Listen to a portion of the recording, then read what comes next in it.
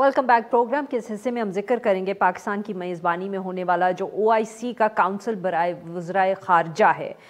इसका जो इजलास है 19 दिसंबर को इस्लामाबाद में होगा और जो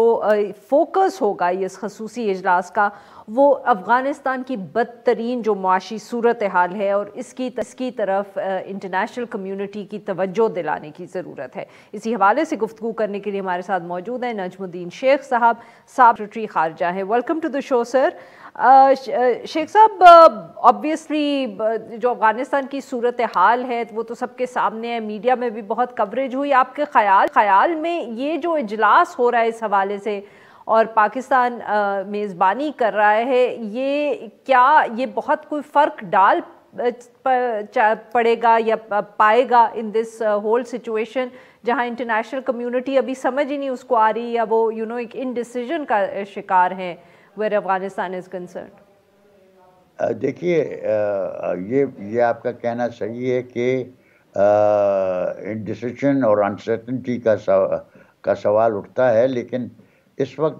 मैं पूरी उम्मीद हूँ कि जो हमने अभी OIC की मीटिंग का और जिसमें इंडोनेशिया और दूसरे ममालिक ने शिरकत की है और जिस पे उन्होंने एम्फेसिस रखा है कि हम चाहते हैं कि अफ़गानिस्तान में जो सूरत हाल है उसको पूरी तरह से एड्रेस किया जाए। उसमें हमने जो दावतें दी हैं उसमें जो नुमाइंदे हैं न सिर्फ अमेरिका के लेकिन दूसरे ममालिक जिसकी दिलचस्पी है अफ़गानिस्तान में, ये बहुत अहम मुझे पहलू नज़र आता है और मुझे लगता है कि अगर इसको हमने सही तरह से हम तो सही तरह से पेश करने की कोशिश करेंगे, लेकिन इसके अगर जवाबन जो ममालिक इसमें हिस्सा ले रहे हैं वो भी अपना एक किरदार अदा करें तो शायद अफ़गानिस्तान की जो सूरत हाल है उसमें हमारी कुछ इमदाद हो सकती है, उस नौइयत की इमदाद हो सकती है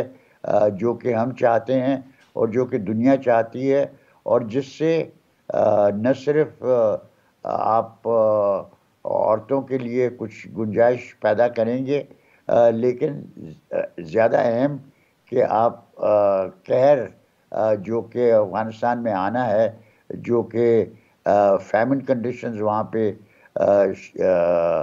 आने वाली हैं, उनको रोक सकता है। इसमें जो ज़रूरी चीज़ है वो ये है कि माफ़ करिएगा सर, आपकी बात यहाँ काट रही हूँ, पर OIC पे जनरली माजी में काफ़ी तनकीद रही है क्योंकि रोल वो कोई अदा नहीं कर पाए। इस सूरत हाल में आपके ख़्याल में OIC क्या जो इस वक्त इंटरनेशनल कम्युनिटी के अंदर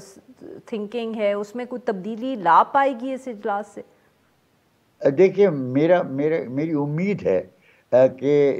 न सिर्फ OIC के जो ममालिक हैं वो इसमें हिस्सा लेंगे, लेकिन उसके साथ उन्होंने बाकी को जो दावतें दी गई हैं और जिसकी इसमें जो दावतें एक्सेप्ट हुई हैं और जिसकी वजह से आपको न सिर्फ अमेरिका लेकिन EU और दूसरी जो इंटरेस्टेड पार्टीज हैं वो सब हिस्सा लेंगी। उससे मैं कुछ पुरुम्मीद हो सकता हूँ, क्योंकि देखिए कोई नहीं चाहता कि जो कहर जो फैमन जो 98% अफ़गानिस्तान के लिए फैमिन कंडीशंस होंगी, वो चाहते हैं कि इसकी जवाबदारी हम पे पड़े। तो अगर ये सब आने को तैयार हैं और इसके साथ वो अपने सर यहाँ अफगान तालिबान से भी तो जो उम्मीदें थी बैनुल अक़वामी दुनिया की, वो भी कुछ उसके ऊपर पूरा नहीं उतर पाए। जिस किस्म की वो कमिटमेंट्स दोहा में दे चुके या जो इम्प्रेशन उन्होंने दिया, they have not been able to fulfil. You think ये भी एक मसला रहेगा? ये बिल्कुल मसला रहेगा, और मैंने इस वजह से कहा है कि तालिबान को करना क्या चाहिए। तालिबान को कहना चाहिए कि साहब, हमारा पहला जो किरदार था वो ये था कि हम गवर्नेंस नहीं करेंगे, हम सुपरवाइज करेंगे। और मैं अभी भी फिर से दोहराता हूँ जो कि मैं पहले कह चुका हूँ कि इस वक्त भी तालिबान को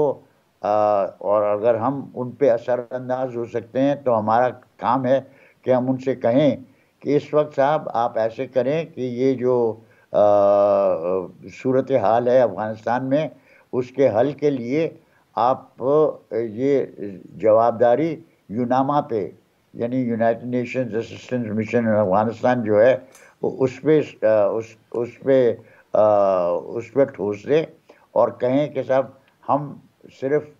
سپروائز کریں گے، ہم دیکھیں گے کہ جو چیزیں آپ کر رہے ہیں وہ ہمارے ایمریٹس کی جو فلسفی ہے اس کے تحت ہے، اور